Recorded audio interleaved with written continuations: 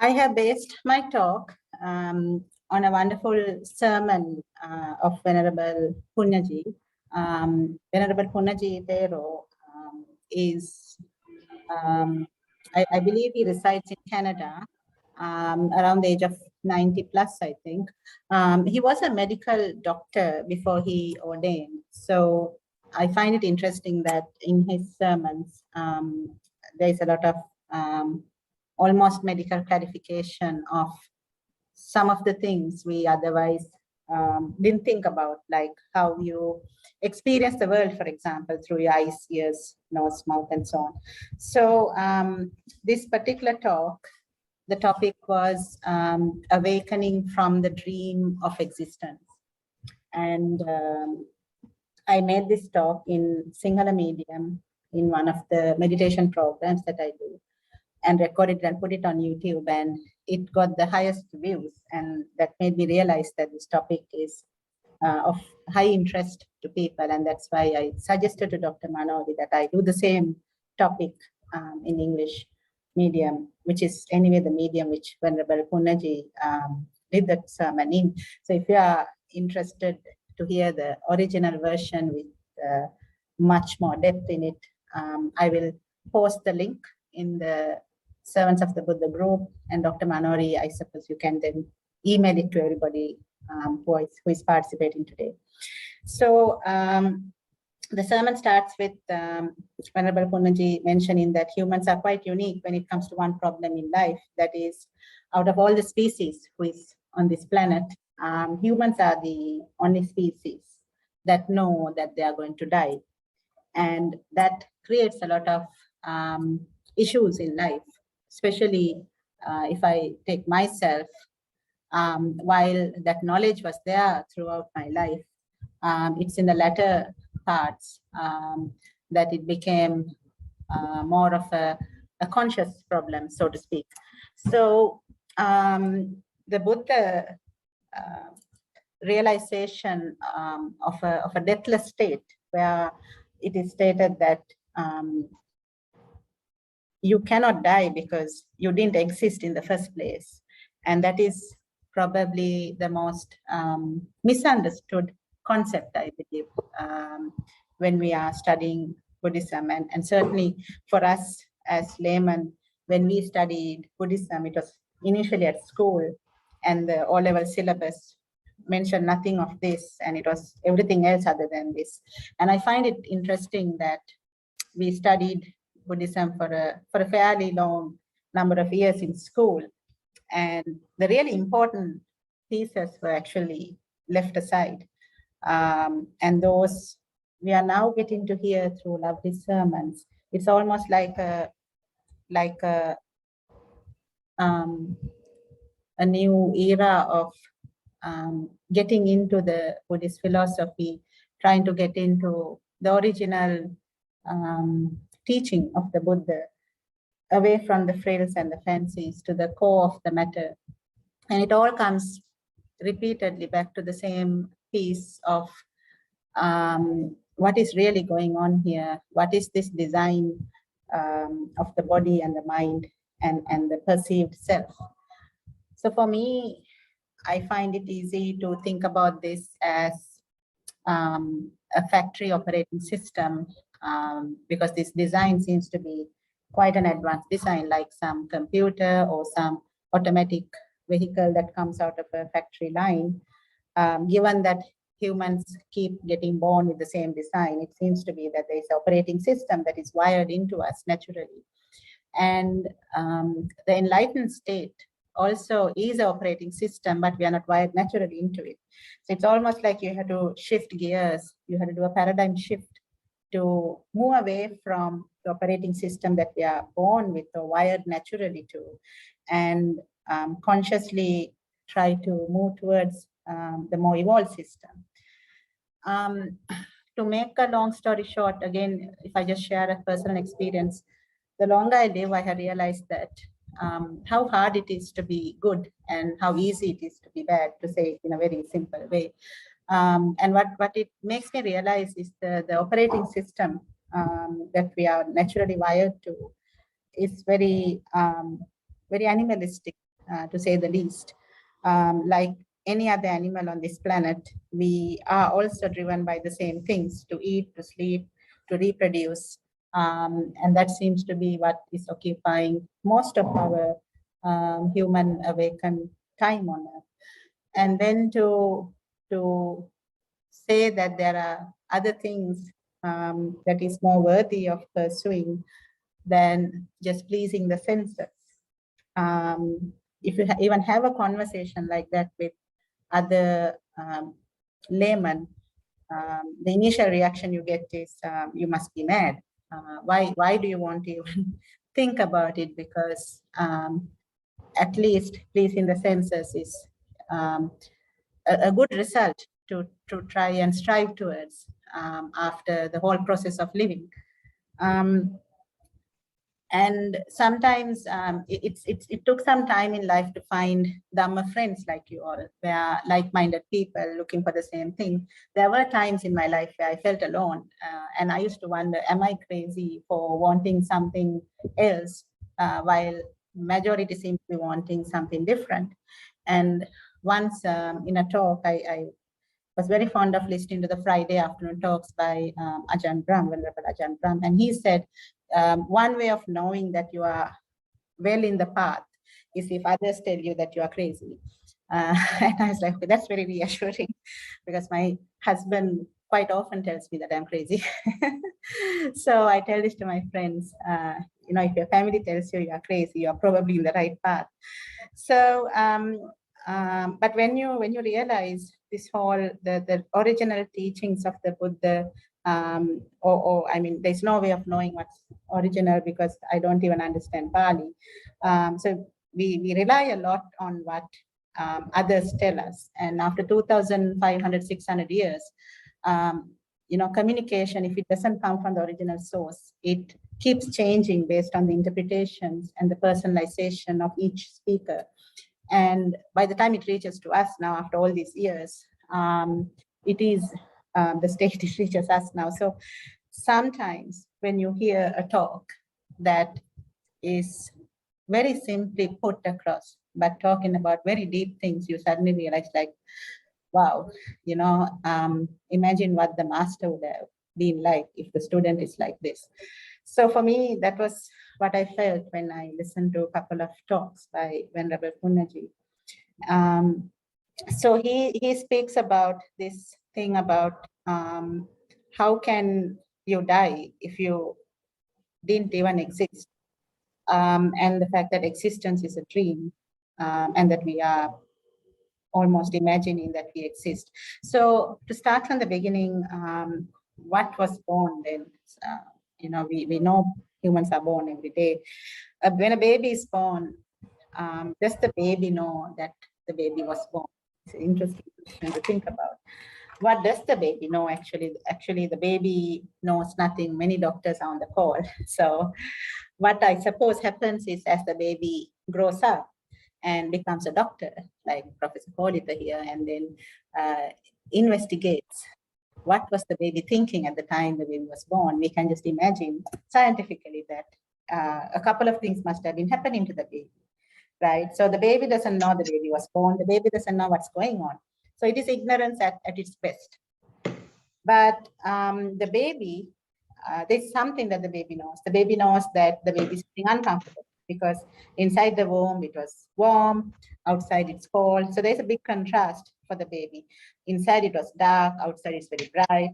Inside probably there wasn't much noise, or whatever the noise was, the heartbeat of the baby's mother, but outside a lot of noise, and inside you're floating in maybe like a gel like a thing, and outside people are touching, pulling, cleaning, holding, and inside you're not breathing, and outside you have to breathe. All things considered, I never thought of it like that. All things considered, that's quite a uncomfortable experience, and no wonder babies cry as they are born. So from there to where we are today, that was how we all were born. At a very basic level, nothing much has changed, because whatever that baby experienced there was what we experience now through our senses. eyes, ears, nose, tongue, body. And even though we think we see an object or we see a person, until Venerable Punnaji mentioned it, I also didn't think that's interesting that do we really see? My eye sees when my eyes are closed and when I open my eyes, what do I see? It actually sees color, light, and shapes, right? This reminded me what the Buddha said that dutu apamanai. I'm not sure how that goes in English. You see what you see, whatever. So what we see is light or electromagnetic waves with a certain frequency, and the humans have the capacity to see a frequency of 7 colors.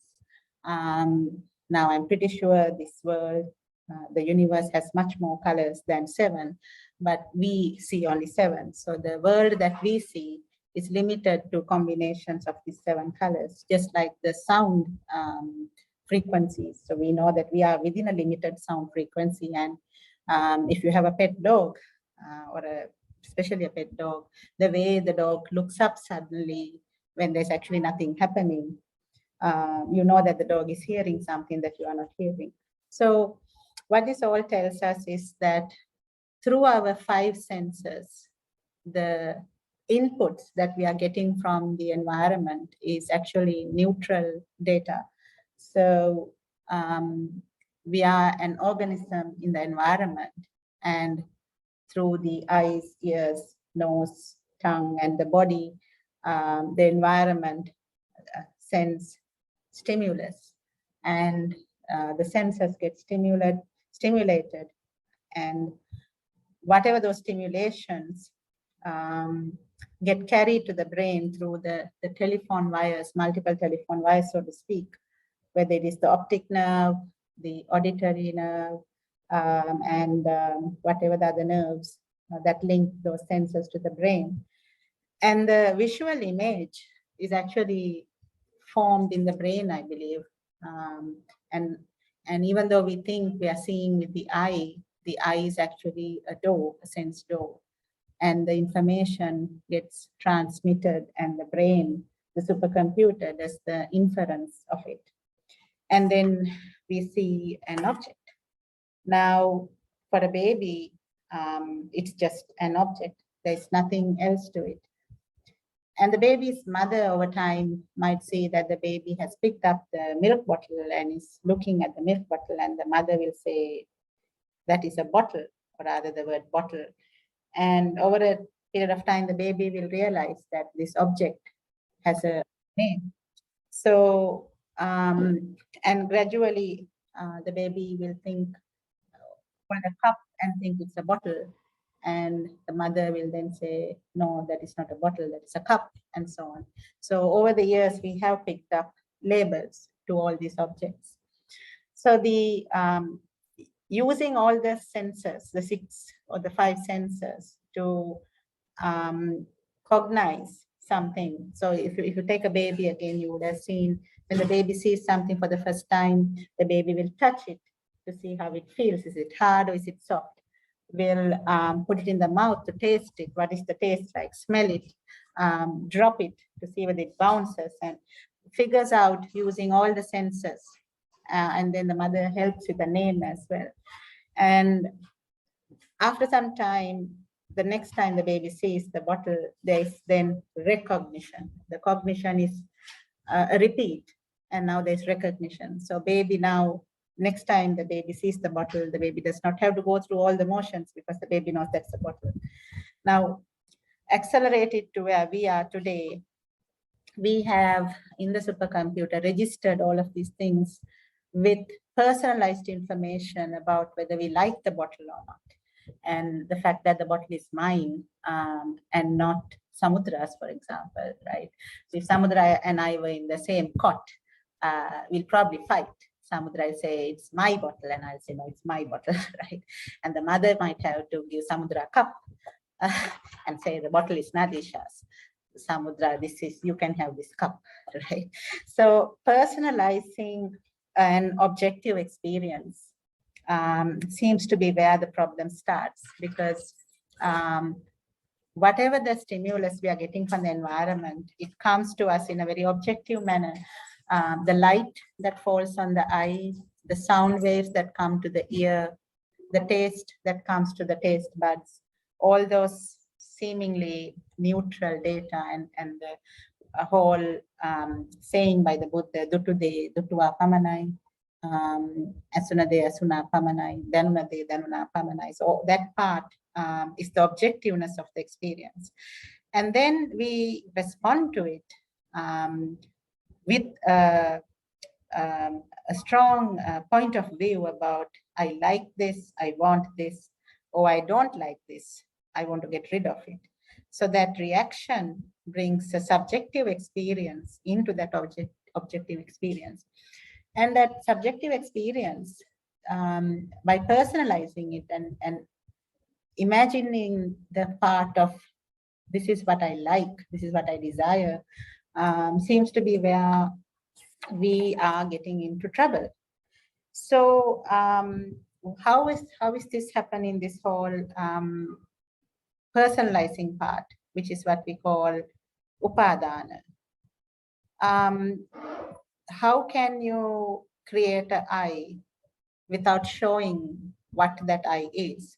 And I think even as babies, we probably looked around and we saw the body, and here you go, hey presto, here is me, myself, I am the body, right? And listening to this sermon by Venerable Punnaji, I was thinking that makes a lot of sense, because the body gives you something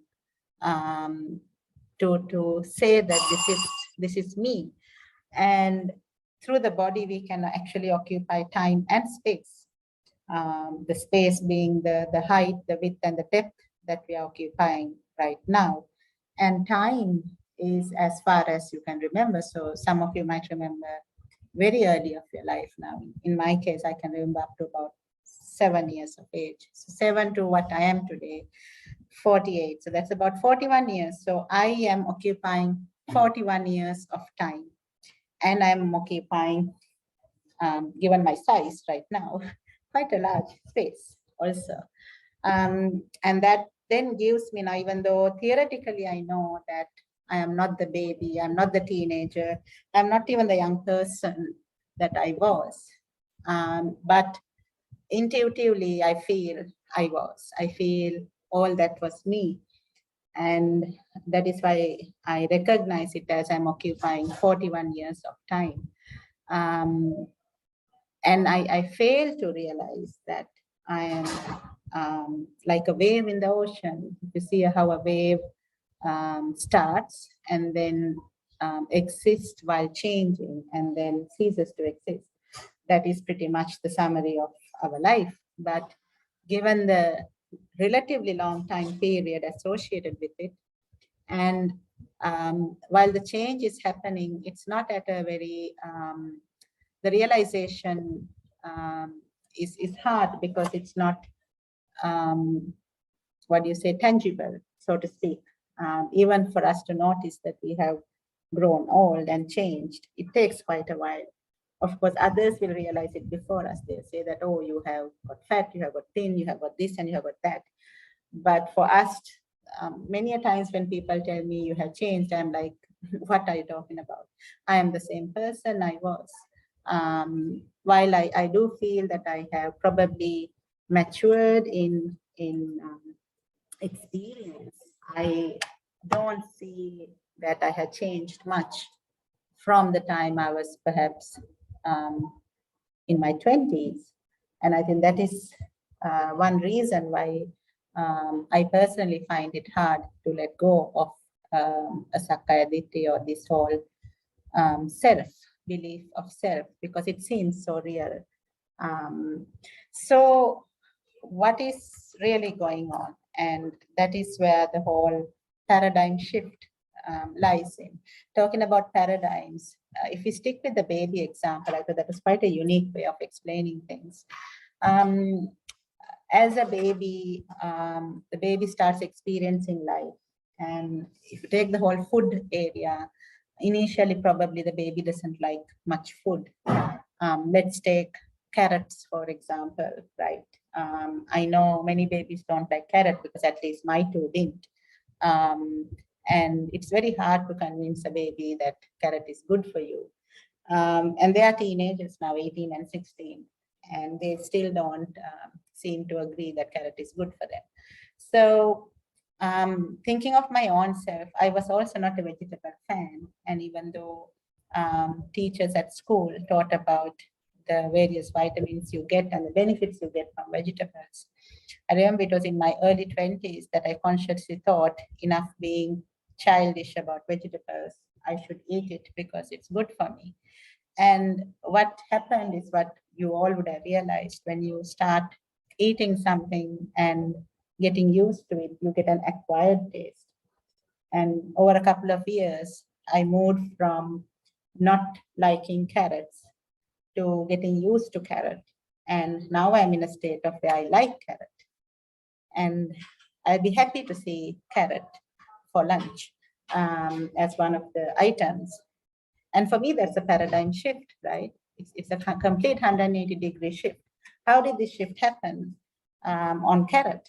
Well, it helped to know, it helped to understand the goodness of it, to get knowledgeable of it, and then to experience it, and to stick with the experience, even though immediately it was not that palatable. Stay with the experience and acquire a taste, and that helped to make a paradigm shift.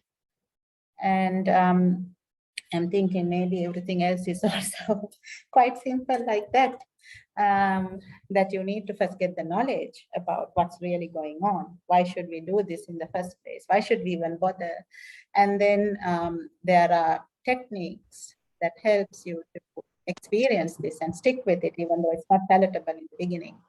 And gradually it grows on you.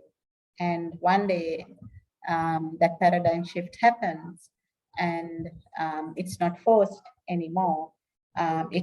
It becomes autopilot.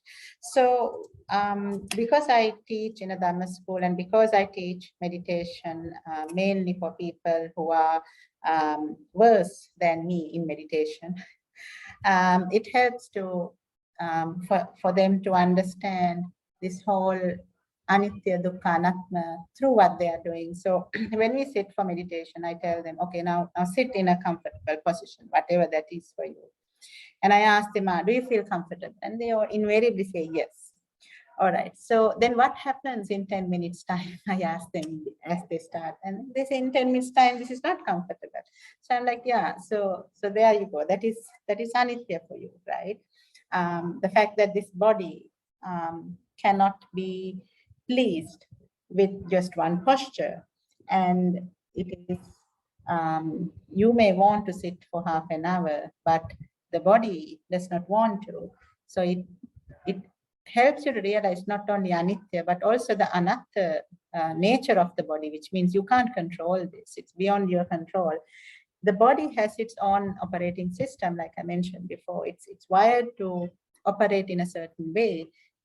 Since the time it was born, it's aging without my permission. It's falling sick without informing me ahead in time, and it's certainly going to die one day and take me completely by surprise, I think. So it's entirely running to its own pre-built program. And that, if that is not anatma, what is it? And then when we try to meditate, let's say on the breath, which is where almost everybody in the world starts, that shows, if you thought the body was a challenge, how challenging the mind is. Because if you thought that the body can stay in one posture for only 10 minutes, the mind can't stay in one place for 1 minute, as many of you would have realized. And then you can't command the mind to stay either, because many people, I meet friends at work and all, when I say, your mind is not yours, they are like, prove it. I said, okay, have you felt like you're in a bad mood? They're like, yeah.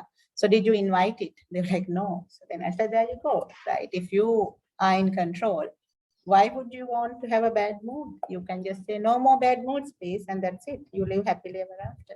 But that's not how it works.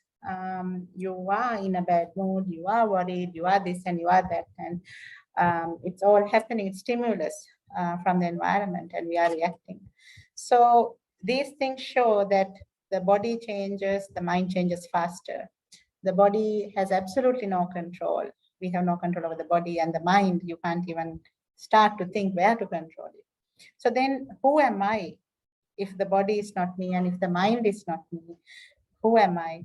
And one thing that seems to come through many talks, not of only Venerable Punnaji, but of various talks I listen to, is this whole idea of a consciousness. So we are conscious, and the best place to see this consciousness is as you wake up in the morning. There is a moment when you are aware that you are awake. And for me, that is where the consciousness starts for the day. And most often we are on autopilot, and our consciousness is not aware of itself. And that is why I realize things in post-mortem. So if I got angry and if I said something in post-mortem, I realize that, oh, that wasn't right. I got angry and I shouldn't have said that. So it's mostly post-mortem because my consciousness was not conscious of itself. Then there are moments when my consciousness is conscious of itself, and I can actually apply brakes when I'm angry. Realizing that I'm angry, I will quickly just stop talking, because that is when I cause the most damage, talking while I'm angry. So I read something interesting that the consciousness also grows and evolves. And as your consciousness grows and evolves, it gradually starts becoming conscious of itself, like the Chittanupassana in the Satipatthana, I suppose, where you are aware of your thoughts, your emotions, your moods. And if that is the case, then it's going to be easy, isn't it? If your consciousness is conscious of itself, then it's going to be easy to not do all the stupid things that we, as we laymen do. And that state was defined as the enlightened state. And I thought that makes a lot of sense. And why are we not there yet? Because we are still at that, the basic operating system that we are wired in. And we move into this super operating system. It's almost like you're shifting gears. When you catch yourself getting flooded by emotions and carried away with emotions, and if you then pause, you realize you are getting emotionally dragged away or carried away, or like a tsunami is coming. And when you pause, in that pause, I feel that the gears shift. So what is happening, again, in another talk, Venerable Punnaji was explaining it from a medical point of view. When the environment stimulates the organism, let's say you got angry based on something that's happening, you are seeing something, you are hearing something, and you are not liking it, and you are getting ticked off. What happens is with these emotions, hormone gets released, and it makes your body tense. Now, like any equilibrium, that tension needs to get released. And that is why many times you'll see humans, when they're angry, they'll either hit or they'll shout or they'll scold. But there is another way, as we all know. If you just pause and take a deep breath, you relax yourself, you relax your body, the tensed muscles get relaxed, and almost a reverse mechanism gets in place, and you come back to an equilibrium. So if this is the fact, then I think it should be taught in every school, because this is a life skill for people to learn that you cannot help the stimulus coming. You cannot help getting stimulated. You cannot help the hormones getting released and your muscles getting tensed. But what you can help is, if you are conscious of that change in the emotions, you can pause. And in that pause, the gears shift, and you can then take control, because earlier you were going to just react blindly. And that is where the rest of the animal species on this planet are. They get stimulated and they respond blindly. Whereas for humans, we have the prefrontal cortex, which is a part of the brain that is really evolved, and no other animal species on this planet has that kind of a evolved part of the brain. And the shift gets you to the prefrontal cortex where you can think rationally to say that, if I speak now in this manner, it won't be appropriate. And not only that, there'll be consequences. And therefore, I first need to calm down, because right now I am not in my normal state. And that realization itself calms you down. And in my case, sometimes I find that realization itself does not calm me down, and I need to sleep over this. And when I'm in agitated state, especially at office, and when I realize that I'm really agitated, I then think that let me not make a decision now, because it will most probably it will be the wrong decision. Let me make the decision tomorrow, and I need to sleep over this tonight. And most often by next day, the way I look at it has completely changed. And when I look back, I'm thinking like it was very stupid of me to be even agitated over such a simple thing. So that kind of conscious, rational thinking is possible when you pause. But so what is an enlightened state then? And I think it's probably where you have permanently shifted to that higher gear, never to come down again. And you're permanently in a place where you naturally know when your emotions are changing, you naturally know your rational thinking is on all the time. And it's easy then to make the right decisions and choose to speak or not to speak, to act or not to act, and not get carried away by the blind reaction that we usually do. So that is what I had to cover today. And I think whenever we are meditating, meditation helps to heighten this sensitivity, heighten this awareness of the shift that's happening. Because if we take ourselves now, right now we are calm. And from now, which is 5:15, whatever, till the time you go to sleep, there are instances where you will get agitated. Now, the trick is, do we know that? Are we aware of it? Because if we are aware, then we can bring the rational thinking and respond in the right way. So coming back to the topic, who am I, do I exist? If I am a consciousness, then everything else is in relation to not personalizing things. This consciousness has a vessel, the body, and then there are other consciousnesses with me. I have personalized everything to say that it is my father, my mother, brother, husband, children. But if the personalization wasn't there, then it is a bunch of consciousnesses getting along with each other, helping each other when help is needed, and when it is time to go, you go, and when it's time for others to go, they go, and that's all that there is to it. I would like to get there, because otherwise it's very painful to. The longer I live, I have realized the deeper relationships have got formed, and people leaving is a problem. And therefore, before somebody else leaves again, which has happened so often in my life as in anybody's life, I'd like to get to that state where it is what it is.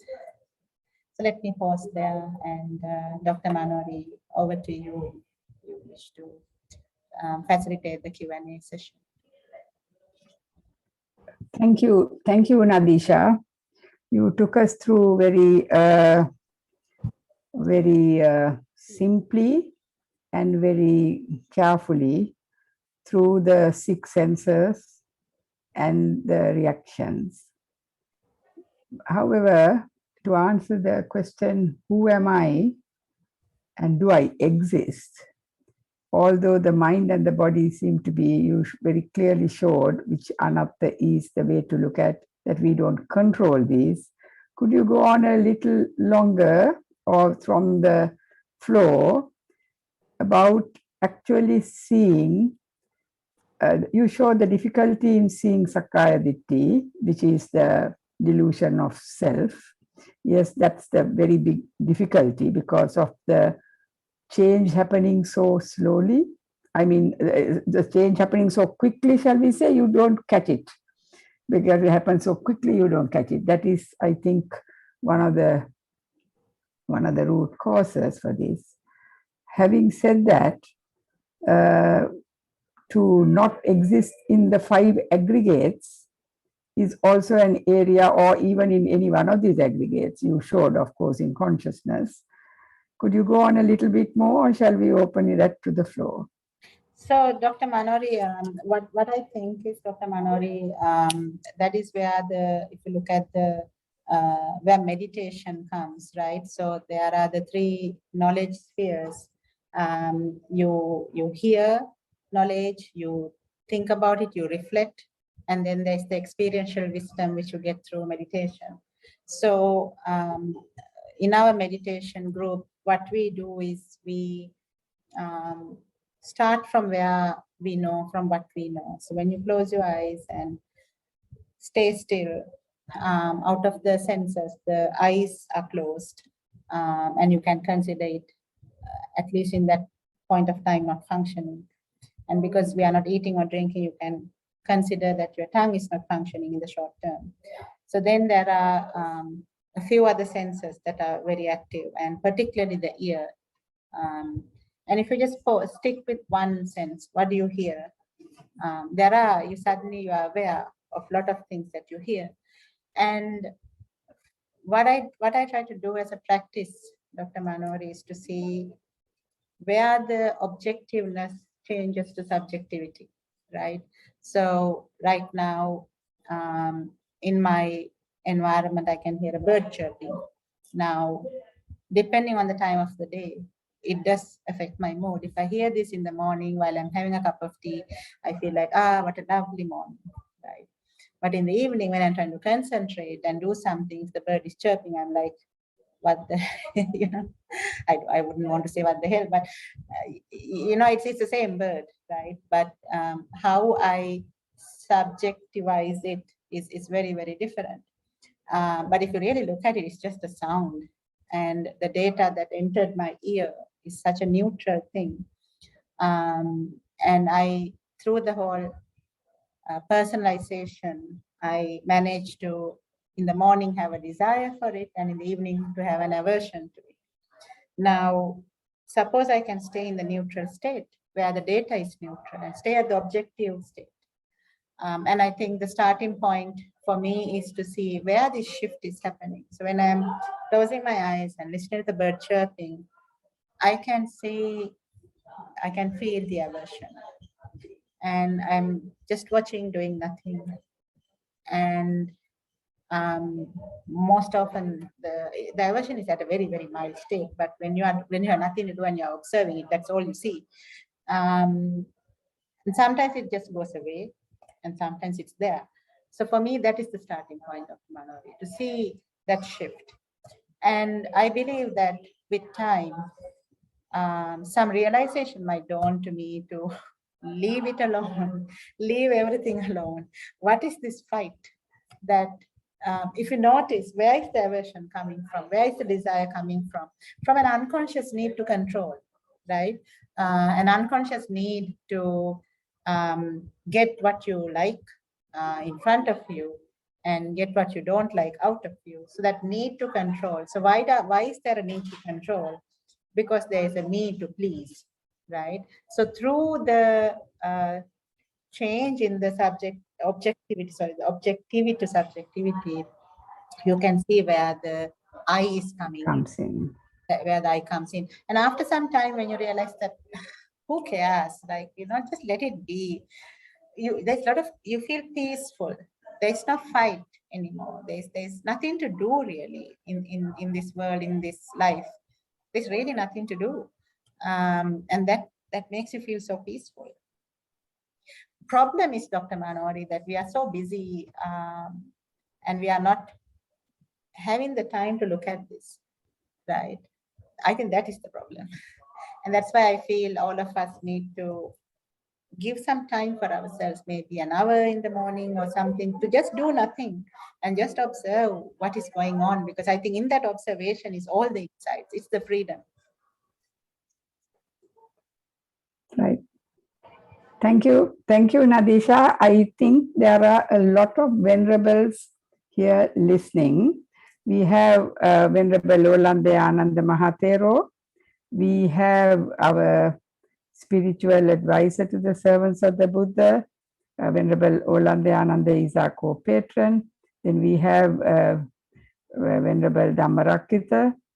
We have Venerable Yu Shishimada today. We also have a Vijita Siri Thero and a Kota Nelue Thero. So we have many others, and we have Bhikkhuni Upalavanna.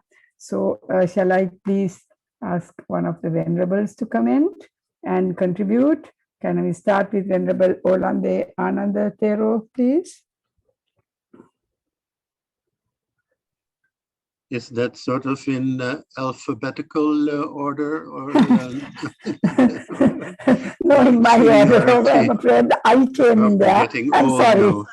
I'm sorry, the I came in there. Right. Some subjectivity.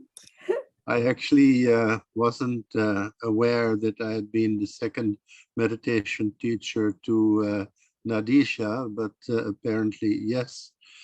And well, one thing that I was thinking of at the very beginning, when you introduced the book of Venerable Punnaji or a sermon that you had been listening to, I said that he was a doctor and that he was from Canada.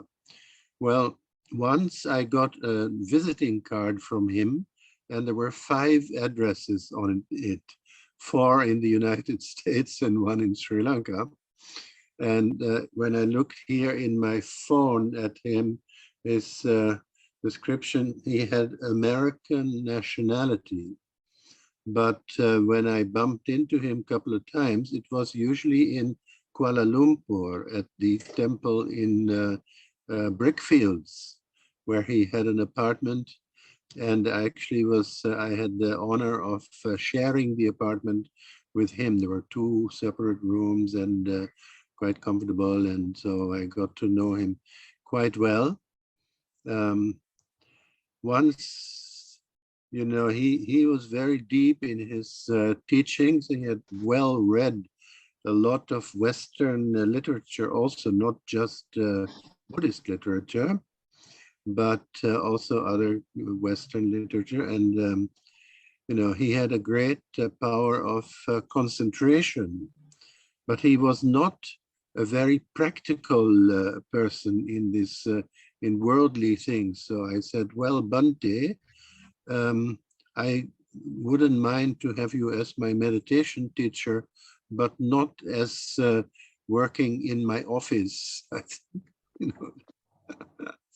But anyway, Bhante Punnaji, he used to live actually for a long time in that temple in Kuala Lumpur, and used to give the Friday evening talks there very often. So yeah, they were excellent about combination of science and spirituality and the no-nonsense kind of things. So thank you for reminding about Venerable Punnaji. He was, of course, from Madhavela near Kandy. He was a Kandian. He was also related to Sirimavo Bandaranaike, if you know that. Yes. But never mind.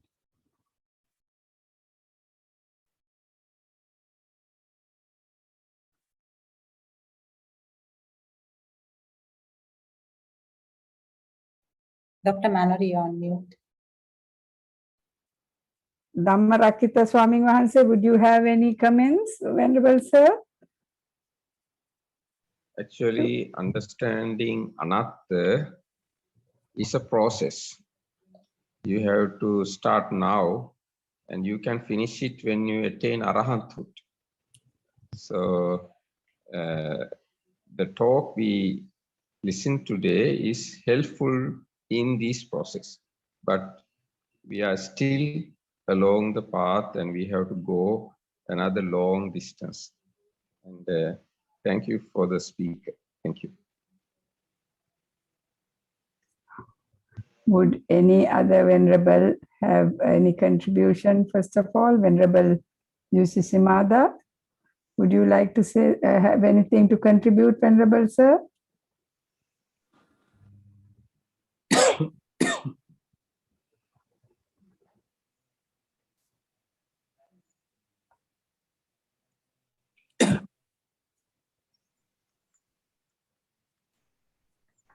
We can't hear you, Venerable. Are you muted or? No, you're not. Right. Can you hear me? Yeah, we can. Now we can. Now we can, Venerable Sir. Okay. Thank you for the interesting. Yeah, actually, I don't have anything to add.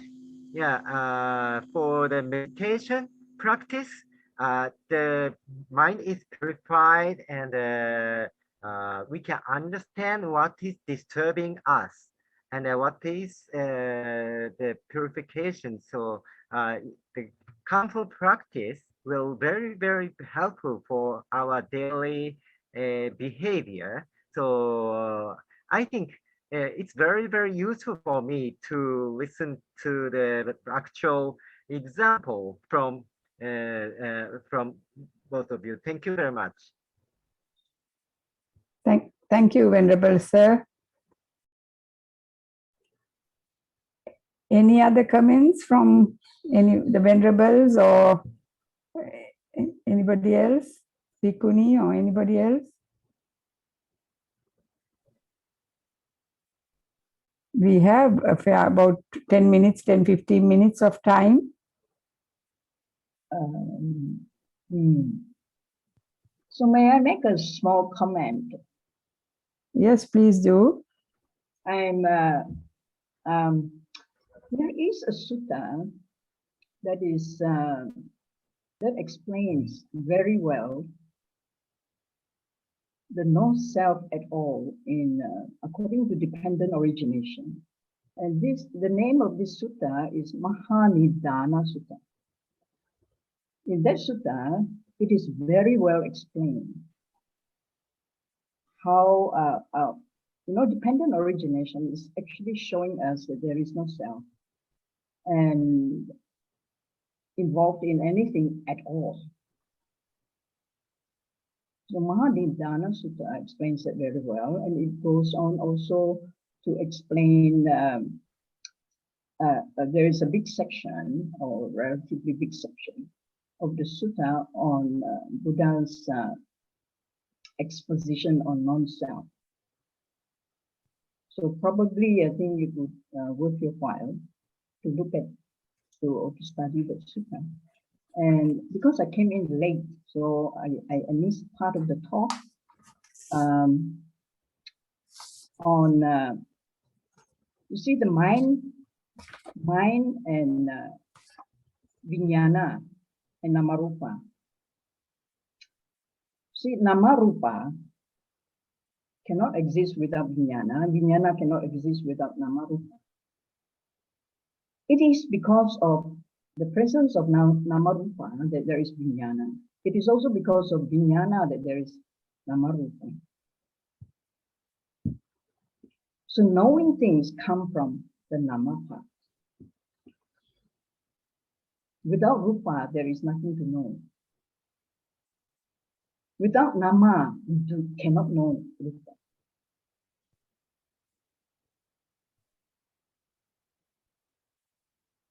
So the eventual working out of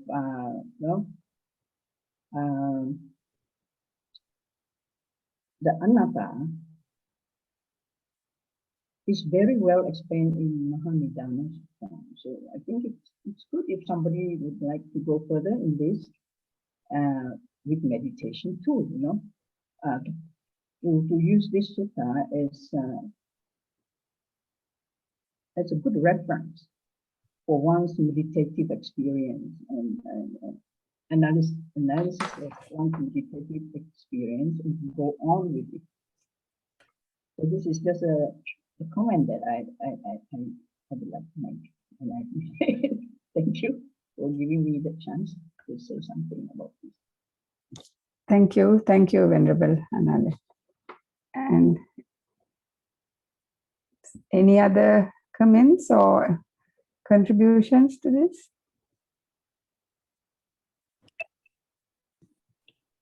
Professor Manori, can I Yes, contribute? please. Yes, go ahead, please, Sanat. Go on. Most Venerable Thero and the other Venerables.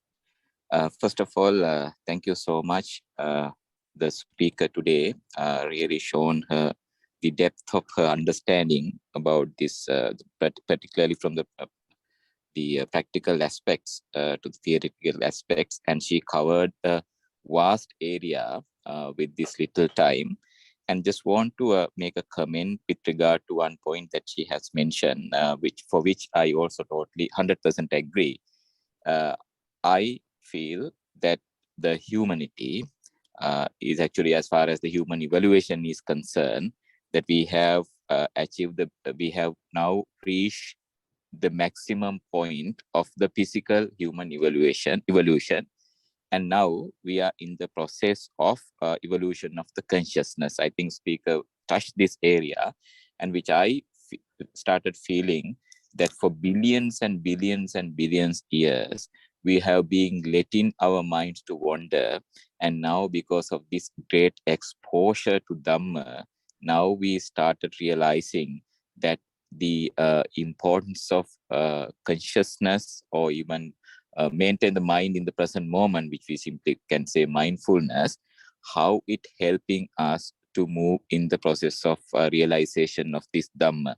So one of the things that I would like to suggest to hear, because most of I think the participants are interested in practicing. So one of the simplest way is that, which I have started in my life maybe 30 years ago, is that just started practicing mindfulness, try to keep mind always in the present moment with whatever you do, and then let the understanding and all these things evolve, and then you naturally come to certain stages where you started understanding these things by yourself. I think one of the most venerable also very correctly mentioned that this is a process we are going through. So therefore I would like to suggest that if you start practicing mindfulness in a very, whatever the simple way, even with whatever the activities you do, you are actually far ahead than those who are not practicing.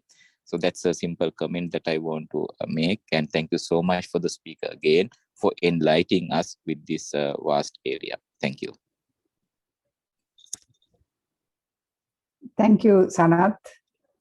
And may I take this opportunity to inform the listeners that our next week's speaker is Sanat, whom you have just heard.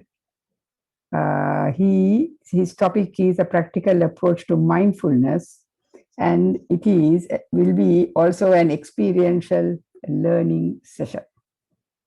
So there is a practical component to that, not only in the theory of the practice, but the practice in itself. So that's something to look forward to next Saturday. Thank you, Sanat. Thank you very much.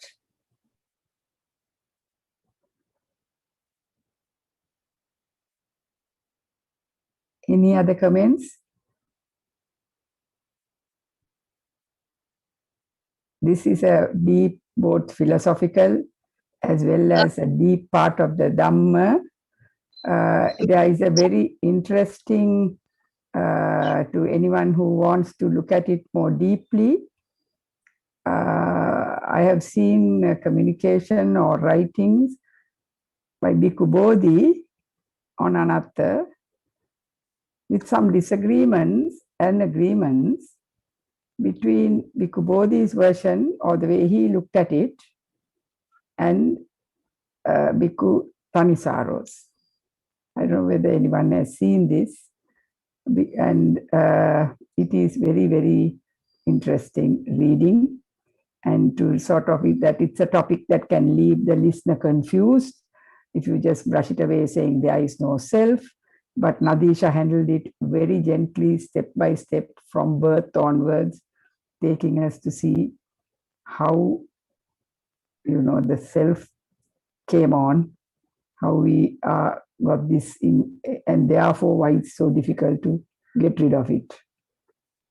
But getting rid of it is, out of the 10 fetters that bind us to samsara, it is listed as the first.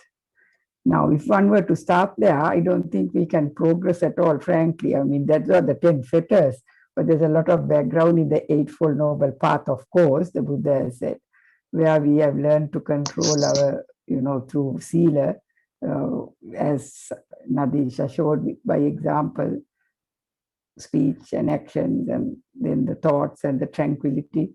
So all that's got to be there in the background in seeing this. Am I right, Nadisha? Yes, Dr. Manori, and I think our Venerable Ven Punnaji has raised the hand. Yes. Sorry, I can't see that. It's on the screen. Yes, Bhikkhuni Uppalavanna. Yeah. Manori, good evening, everybody, Venerable Sirs and Manori. And I would like to share my sincere thanks to this our lady as a lay person, a young woman who is thinking very hard of this self-consciousness. It is actually, it is very deep, actually very difficult to explain. And it's I think theme very complicated also to people to describe. So this I, me, mine concept. I, me, mine concepts comes with our this nama rupa. This we always think this rupa is me or I. It is I, me, mine. We always go through this sansara. We always walk through this sansara because of this I, me, mine concept. So it is very difficult to get rid of it. Because of this only we are going through sansara and origination. So we have to think of the how to get rid of this I concept and me and mine concept. So I think that is the most difficult thing that we couldn't imagine in this world. So when you think out of I, me, mine, then you are safe. Then you are in the way, on the way to the nibbana or the enlightenment and the relief. So what I wanted to tell you is, Manori, now this is how do we get this concept, I, me, and mine? Because we go through this eye contact. We go through this, we cling. That is the most important thing. We cling. We cling on to the eye contact. And it gives always the I concept, me and mine. So, and again, we cling on to the ear contact and to the nose contact, tongue, body, and mind. So all these form us think that I is there, I exist there, and me and mine and other things exist there. So that is where we go wrong. So we are in the delusion because we grasp this I, it is I, it is me, it's mine. And because we go through this, we cling on to these contacts. And then again, we build up many things. on these feelings born of eye contact, nose contact, tongue contact, body contact, and mind contact. And my consciousness will not be development and feeling born of mind contact. So, and also when we think of the other way, the elements, the earth elements, we think this earth is me, or I, me, mine. Earth element, water element, fire element, air element, and space. So we are everywhere. So we are entangled with this consciousness. So that is why we can't get rid of. So it is very, very deep, deep consciousness, and we have to be abandoned from this. So this clinging on to this eye contact, ear contact, nose contact, tongue contact, body contact, and mind contact. Actually, we have to go practice it. Just hearing or listening, or we can't do it. So we have to start do ourselves practically. We have to go through that practical way. So how? We have to always think that as Buddha said to the Darukirya, once Darukirya heard this, Ditte Dittamantam Bhavisami, Sute Sutamantam Bhavisami. With this little saying, Darukirya was, because he was a learned man and he had been maybe cultivating and developing his mind, and he understood this, because Ditte Dittamantam Bhavisami. That means you have to think that only this, it is only seeing. You can't, if you go through that and if you cling on to that, then I will be coming there. And Sute Sutamantang is, when you hear it, you have to finish it with. And that is how we have to break this. So I think there's no much time to explain all those. And it is very, very complicated to explain also. Again, I thank you to organize this Dhamma talk like this, because then we all get these feelings, how to get rid of this my feelings also. So I think with that bit, I think I'm going to end this, and thank you very much for giving me the space. Thank you very much, Bhikkhuni. Thank you. Other comments, because time is now catching up. We have 5 minutes more. Any other comments, please? Anoja, have you anything to contribute?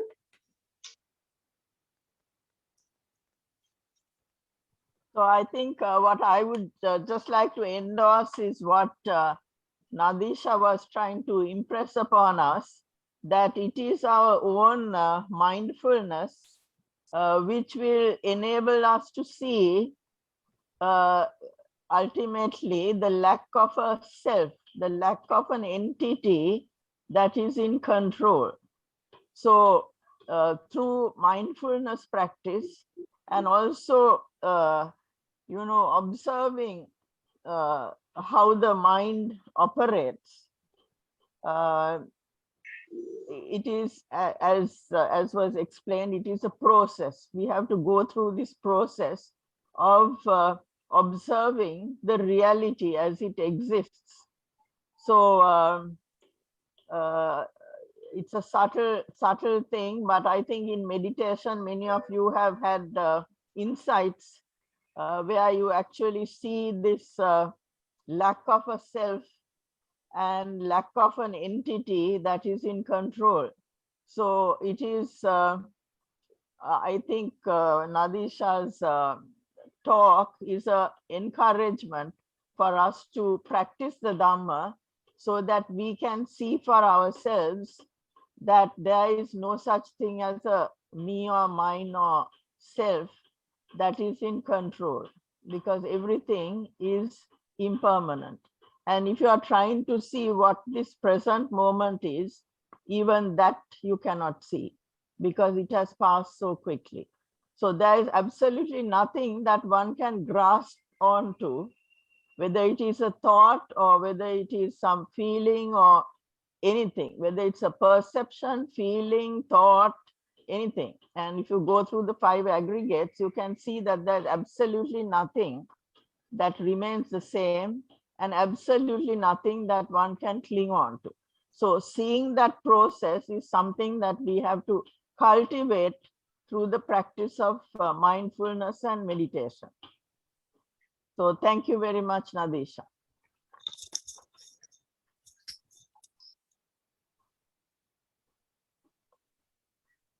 Yes, thank you ever so much, Nadisha. You have took us through a very, very nice, in a very calm and, step-by-step fashion, a difficult topic, made it simple as well to understand. And so thank you everyone who contributed with comments, the Theros and the Bhikkhuni and everybody else. Shall we then wind up now? It's sharing of merits to the Devas and the departed. Shall I request Venerable Lolande Ananda Thero, please, to do that for us and lead us through that, the sharing of merits? Akasattha Chubhummata Devanaga Mahindika Punyang Tang Anumoditva Chirang Rakkangtu Lokasasanang Akasattha Chubhummata Devanaga Mahindika Punyang Tang Anumoditva Chirang Rakkangtu Desanang Akasattha Chubhummata Devanaga Mahindika Punyang Tang Anumoditva Chirang Rakkangtu Mansuranti Yattavata Cha Amhi Sambadang Punya Sampadang Sambe Deva Anumodantu Samba Sampatti Siddhya Yattavata Cha Amhi Sambadang Punya Sampadang Sambe Bhuta Anumodantu Samba Sampatti Siddhya Tattavata Cha Amhi Sambadang Punya Sampadang Sambe Satta Anumodantu Sabba Sampatti Siddhya.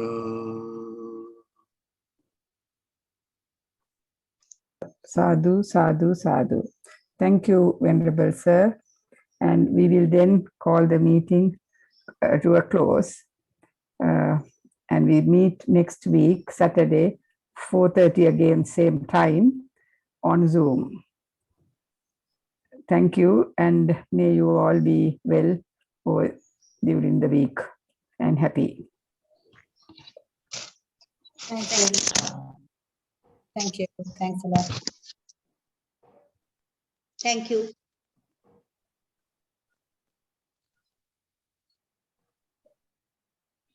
To